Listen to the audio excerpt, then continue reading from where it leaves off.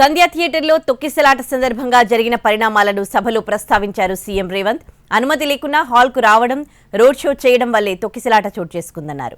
Hero ఇంటికి queue కట్టిన సినీ ప్రముఖులు బాధిత కుటుంబాన్ని ఎందుకు పట్టించుకోలేదని ప్రశ్నించారు. మరోవైపు బెనిఫిట్ షోలు, టికెట్ల ధరల పెంపులాంటివి ఉండవన్నారు మంత్రి కోమటిరెడ్డి. అనుమతి లేదని ముందుగానే పోలీసులు రాతపూర్వకంగా తెలిపిన హీరో, అతని బృందం థియేటర్కు రావడం జరిగిందన్నారు CM Revanth Reddy. Open top vehicle పై రోడ్ షో చేస్తూ రావడం, నేరుగా హాల్లోకి వెళ్లడం, అతని బౌన్సర్లు అభిమానులను గట్టిగా వెనక్కి నెట్టడం, అభిమానులు హీరోని చూసేందుకు ప్రయత్నించడంతోనే ఈ తొక్కిసలాట జరిగిందన్నారు సీఎం రేవంత్.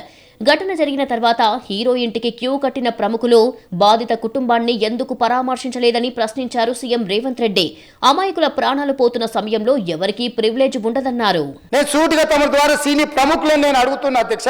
తల్లి చనిపోయి 9 సంవత్సరాల పిల్లగాడు బ్రెయిన్ డెడ్ అయ్యి ఆక్సిజన్ అందక 20 రోజుల నుంచి హాస్పిటల్లో కోమాలో ఉంటే ఈ సినీ ప్రముఖులు ఒక్క రోజు కోసం పోలీస్ స్టేషన్ పోయిన ఇంటికాడ క్యూ కట్టి ప్రభుత్వాన్ని తిడుతున్నారు, నన్ను తిడుతున్నారు, అతన్ని పరామర్శిస్తున్నారు. ఏమైంది అధ్యక్ష? అతను కాలు పోయిందా, కన్ను పోయిందా, చేయి పోయిందా, ఏమైనా కిడ్నీలు దెబ్బతిన్నా, ఏమైంది? ఇకపై సినిమాలకు బెనిఫిట్ షోలు ఉండవన్నారు మంత్రి కోమటిరెడ్డి. అంతేకాదు టికెట్ల ధరల పెంపు లాంటివి ఉండవన్నారు. అనుమతి లేకుండా హీరోలు థియేటర్లకు వెళితే చట్టపరమైన చర్యలు తప్పవన్నారు మంత్రి. ఇక ముందు ఇలాంటి బెనిఫిట్ షోలు కానీ ఇలాంటి సినిమా హీరోలు పర్మిషన్ లేకుండా ఎక్కడికి వెళ్ళడానికి వీల్లేదు. తీసుకుంటే చట్టం తన పని అని చేసుకుంటుంది. సినిమా ఇండస్ట్రీ ప్రముఖులు సైతం నిబంధనలను పాటించాల్సిందేనని స్పష్టం చేసింది ప్రభుత్వం. కాదంటే చర్యలు తప్పవని తేల్చి చెప్పింది.